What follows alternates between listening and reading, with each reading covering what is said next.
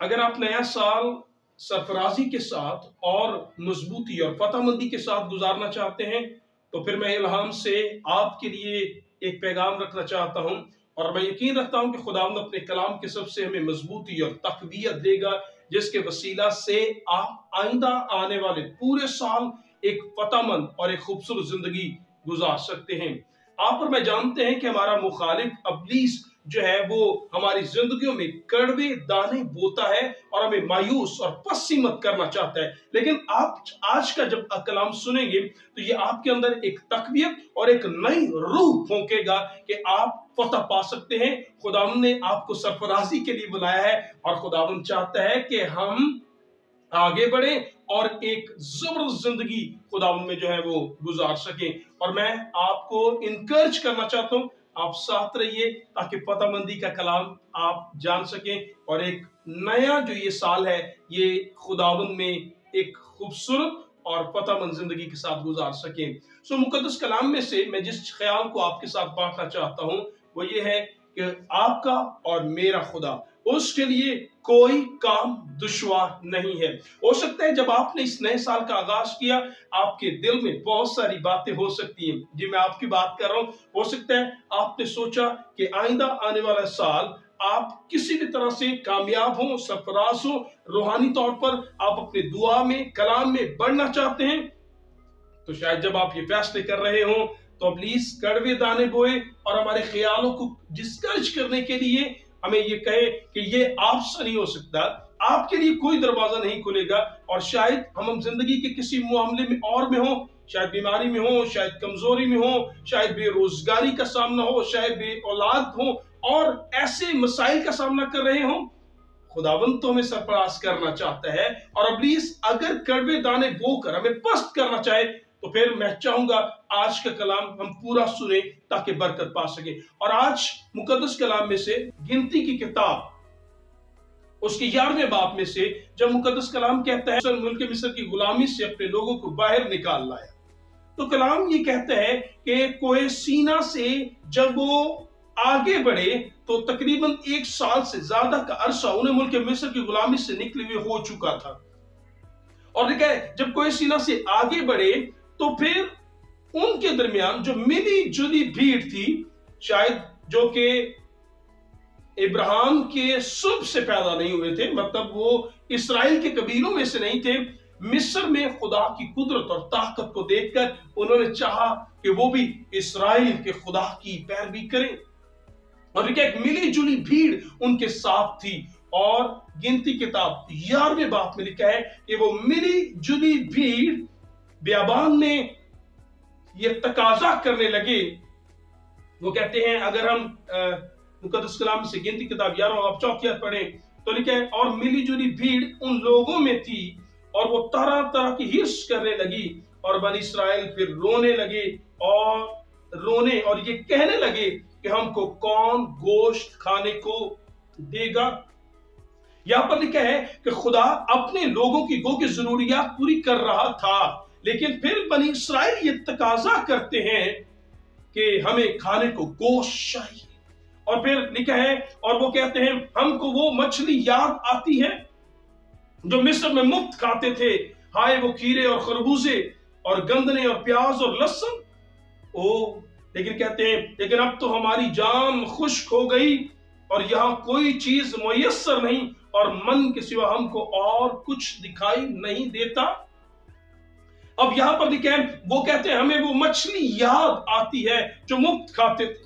مصر کی زندگی اگر آپ پیدائش کی کتاب کو پڑھیں تو اس کے آخری ابواب میں ہمیں یہ پتہ لگتا ہے کہ بنی اسرائیل جب ملک مصر میں آ کر آباد ہوئے تو پہلا فیز لکھا ہے وہ تو خوبصورت تھا، سرفرازی کا تھا، لیکن آہستہ آہستہ جیسے ان کی تعداد مصر میں بڑھنا شروع ہوئی تو خروج کی کتاب کا ابتدا میں پتہ لگتا ہے کہ کس طرح ان پر ظلم و ستم ہونا شروع ہو گیا۔ ان کے بیٹوں کو خاص طور پر کلام کہتا ہے قتل کرنے کے لیے رکھا گیا کہ انہیں قتل کیا جائے اور پھینک دیا جائے پانی کے اندر، دریا کے اندر، تاکہ وہ ہلاک ہوں۔ ایک مشکل صورتحال میں کلام کہتا ہے بنی اسرائیل تھے اور وہ خدا سے دعا کرنے لگے اور خدا کو پکارنے لگے تاکہ خدا ان پر رحم کرے۔ उन्हें अब वो सारी बातें, वो जुल्म और वो जबर और वो तमाम तर अजियतें भूल गई, और उन्हें याद आया तो ये कि हमें वो मछली याद आती है, वो गंदने और प्याज और लहसुन याद आता है जो मुफ्त खाते थे। काश वो याद रखते कि इस्राएल का खुदा उनके लिए किस तरह उन्हें कुमक फराहम कर रहा है, कैसे खुदा उनकी जरूरियात पूरी कर रहा है। खुदा हर रोज आसमान से औस के साथ मन को बरसाता, और कलाम कहता है वो मन को जमा करते, और वो मन लिखा है दनिये की मानित मोती की तरह सफेद था, और लिखा है उसे जमा किया जाता, उसे या तो उखली में कूटा या उसे बॉयल किया जाता, उबाला जाता, और फिर कलाम कहता है उसे इस्तेमाल किया जाता, और उसका जायका ऐसे जैसे शहद का। तो खुदा ने तो उनके लिए खूबसूरत इंतजाम किया था, लेकिन कलाम में लिखा है अब वो कहते हैं हमें खाने को गोश्त चाहिए।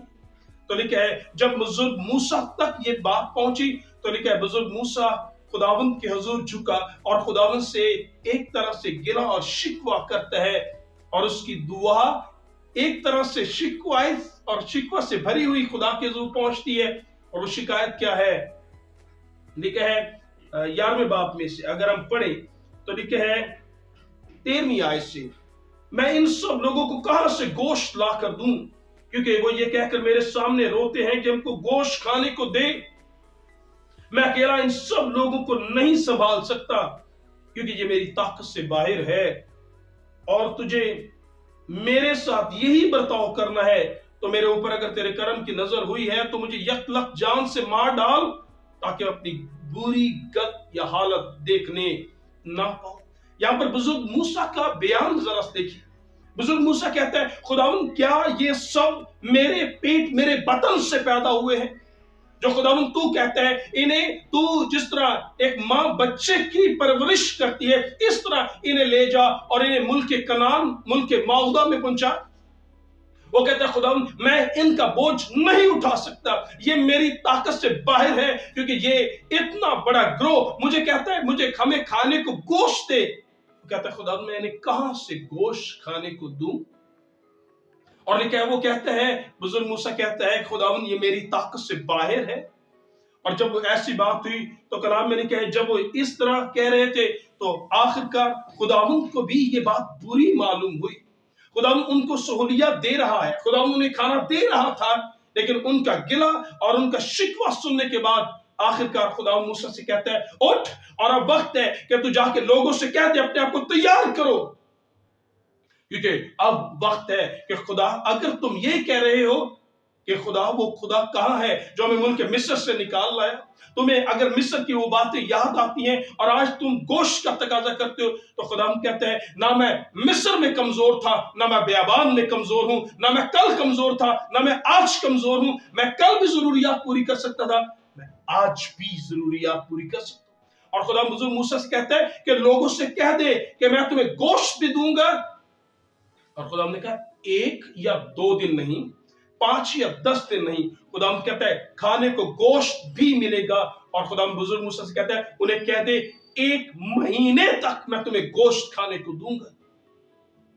और मुकद्दस कलाम में लिखा जब खुदावंद बुजुर्ग मूसा से कहता है कि ऐसा कह दे 1 महीने तक मैं गोश्त दूंगा, तो कलाम में पढ़कर देखें कि बुजुर्ग मूसा कहता है वो कहता है खुदावंद तू कहता है मैं खाने को गोश्त दूंगा और 1-2 दिन नहीं 1 महीना। तो लिखा है वो क्या कहता है, अगर मुकद्दस कलाम में से बुजुर्ग मूसा के अल्फाज को पढ़ा जाए तो 21वीं आयत 11वें बाब, फिर मूसा कहने लगा जिन लोगों में मैं हूं उनमें 6 लाख प्यादे पैदल चलने वाले ही हैं, और तूने कहा मैं उनको इतना गोश्त दूंगा कि वो महीना भर खाते रहेंगे। सो क्या भेड़ बकरियों की ये रेवड़ और गाय बैलों के झुंड उनकी खातिर ज़िबा हो कि उनके लिए का बस हो। फिर कहता है या समंदर की सब मछलियां उनकी खातिर इकट्ठी की जाए ताकि उनके लिए काफी हो। खुदा ने मूसा से कहा क्या खुदा का हाथ छोटा हो गया है, अब तू देख लेगा कि मैं तुझसे जो कहा है वो पूरा होता है कि या नहीं। अब देखें बुजुर्ग मूसा कहता है खुदा 6 लाख मर्द है, और अगर 6 लाख मर्द है तो 6 लाख खवातीन भी होंगी। अगर 12 लाख ये तो 2 बच्चे भी करें तो 24 लाख का ग्रोह है। खुदावंद वो मूसा कहता है खुदावन और फिर गोश्त एक वक्त नहीं, तू कहता है पूरा महीना गोश्त खाने को दूंगा। खुदावन क्या समंदर की सारी मछलियां इनके लिए जमा की जाए ताकि काफी हो? अब यहां पर देखिए कि मुकद्दस कलाम क्या कह रहा है। मुकद्दस कलाम कहता है कि जब हुजूर मूसा से कहा गया कि लोगों से कह दे कि मैं तुम्हें 1 महीने तो गोश्त दूंगा, तो हुजूर मूसा ने तो कहा खुदावंद के 6 लाख मर्द हैं। अगर 6 लाख मर्द हैं तो यकीनन 6 लाख खवातीन भी हैं, और इसका मतलब 12 लाख। और अगर 12 लाख की ये बात है तो 2 अगर बच्चे भी साथ करें तो 24 लाख, कमो बेश 24 लाख। वैसे सोचा जाता है कि उनकी तादाद 40 लाख के आसपास थी, लेकिन फिर भी चलें कम से कम भी बात मैं कर रहा हूं। तो अगर वो 24 लाख का ग्रोह और उन्हें खाने को गोश्त देना हो तो कितना गोश्त देना होगा। समझिए एक बात, अगर 24 लाख लोग हैं, 4 लोगों का अगर आप खानदान एक सोचें तो फिर इसका मतलब यह है, और उन्हें सिर्फ आप 4 लोगों को 1 किलो गोश्त एक वक्त के लिए भी दें तो फिर आप अंदाजा कीजिए कितना देंगे। मतलब अगर मैं ये कह रहा हूं कि 24 लाख लोग हों और उन्हें आपने सिर्फ एक वक्त खाना देना और डिवाइडेड बाय 4 करें तो आप 6 लाख लोग, मतलब 6 लाख खानदान बनेंगे। और फिर अगर आप एक वक्त के लिए एक किलो गोश्त भी अगर एक खानदान को दें तो इसका मतलब यह है कि आपको 6 लाख किलो गोश्त जो है वो तैयार करना होगा। और अगर दूसरे लफ्जों में और आसान करके बताऊं, 10 किलो की अगर एक देग भी हो तो समझ लीजिए कि आपको 60,000 देगें जनाब पकानी पड़ेंगी ताकि एक वक्त का खाना दिया जाए। और अगर एक देग की कीमत आप 10,000 भी लगाएं तो इसका मतलब यह है कि तकरीबन 60 करोड़ का खाना वो एक वक्त के लिए तैयार होगा। और खुदावंद कहते हैं मैं 3 वक्त देने जा रहा हूं और 1 महीने के लिए दे रहा हूं। तो फिर कितनी बड़ी रकम और कितना गोश्त चाहिए होगा, क्या आप समझ पा रहे हैं? बुजुर्ग मूसा ने जब ये कहा खुदावंद हम तो बेहबान में हैं, यहां पर तो दूर दूर तो कोई मार्केट नहीं है, कोई सहूलत नहीं है, ठीक है। और कलाम कहता है, खुदावंद कहता है मैं उन्हें 1 महीने तक दूंगा। अब मैं आपको यह बताना चाहता हूं, जिस खुदा की आप और मैं परस्तिश करते हैं उसके लिए कोई काम दुश्वार नहीं है। आपके और मेरे खुदा के लिए कोई काम मुश्किल नहीं है। मैं नए साल के लिए ये पैगाम आप तक पहुंचाना चाहता हूं। ऐ मेरे दोस्त, मेरी बहन, मेरे भाई, आप जब इस कलाम को सुन रहे हो तो प्लीज अपने ईमान को ऊपर कीजिए, और अगर नया साल फतहमंदी के साथ गुजारना चाहते हैं तो फिर इस पैगाम को समझ लीजिए कि आपका और मेरा खुदा, उसके लिए कोई काम मुश्किल नहीं है। वो नामुमकिनात का खुदा है और हमेशा खुदा के हाथ में सारी चीजें कंट्रोल्ड में रहती हैं। कुछ ऐसा नहीं जो खुदा के हाथ से निकल जाए। और खुदा ने मूसा से कहा मैं खाने को 1 महीने के लिए गोश्त दूंगा। मुश्किल जरूर लग रहा है, बल्कि नामुमकिन सा लग रहा है, लेकिन मुकद्दस कलाम में जब खुदा ने कहा मैं ऐसा करूंगा तो खुदा ने ऐसा किया।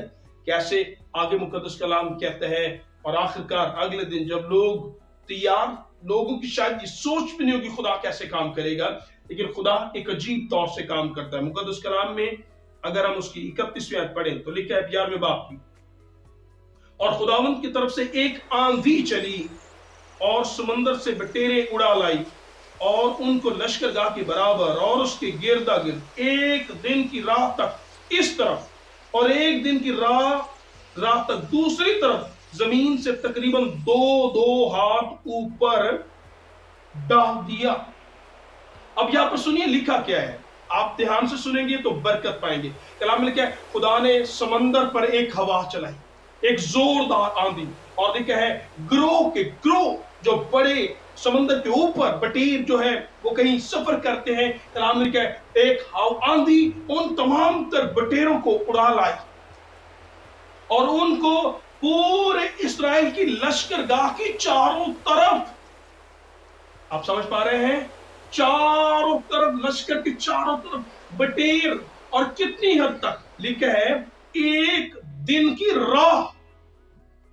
1 दिन की राह। अगर कोई शख्स पैदल चलना शुरू करे तो सोचा जाता है वो 1 दिन में 25 से 30 किलोमीटर जो है वो फासला कर लेता है। तो मुकद्दस कलाम कहता है खुदा ने अपनी ताकत को जाहिर किया, और एक दिन की राह आप लश्करगाह से किसी तरफ भी चले जाएं, 25 से 30 किलोमीटर तक बटेर ही बटेर है, गोश्त ही गोश्त है। लीजिए कितना लेंगे, खाएं कितना खाएंगे।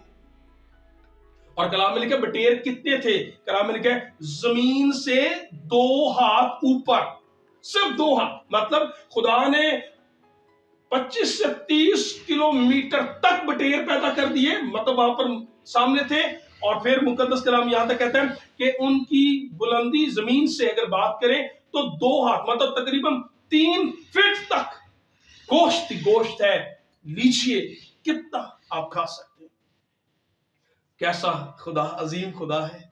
वाह! जब इस सारे चैप्टर को पढ़ते हैं तो दिल शुक्रगुजारी से भर जाता है कि आप और मैं जिस खुदा की परस्तिश करते हैं, वाह, उसके लिए तो कोई काम मुश्किल नहीं है, उसके लिए कोई काम दुश्वार नहीं है। तो फिर हम क्यों परेशान होते हैं? मैं आपको तसल्ली देना चाहता हूं, आप किसी भी तरह के हालात में क्यों ना ट्रस्ट कीजिए खुदा पर, और खुदा हालात को तब्दील करके रख देगा। और ऐसा यहां पर मुकद्दस कलाम में लिखा हुआ है। और आगे लिखा है, और उन लोगों ने, मुकद्दस कलाम में 32वीं आयत, और लोगों ने उठकर उस सारे दिन और उस सारी रात और उस दूसरे दिन भी बटेरें जमा की। अब यहां पर लिखा लोग गोश्त देखकर तो फिर टूट पड़े। एक सारा दिन जमा किया, फिर रात, और फिर अगले दिन भी लोगों ने गोश्त जमा किया। और लिखा है, और जिसने कम से कम जमा की थी उसके पास 10 खूमर के बराबर जमा हो गई, और उन्होंने अपने लश्करगाह के चारों तरफ उनको फैला दिया, मतलब खुश्क किया, ताकि उस गोश्त का इस्तेमाल किया जा सके। अब सुनिए, जिसके पास कम से कम भी थी उसके पास भी 10 खूमर। इसका मतलब ये है, खूमर आम अंदाजा लगाया जाता है कि एक बड़ी टोकरी या टोकरा कह लें कि जो है वो भरा, और 10 टोकरे जो है, जिसने सबसे कम जमा किया था उसने भी 10 टोकरे जो है वो जमा कर लिए। क्या समझ पाए हम ये समझ पाए कि आपके और मेरे खुदा के लिए कोई काम मुश्किल नहीं है। आप जो भी कुछ सोच रहे हैं, आप यकीन रखिएगा खुदा के हुजूर झुके रहें।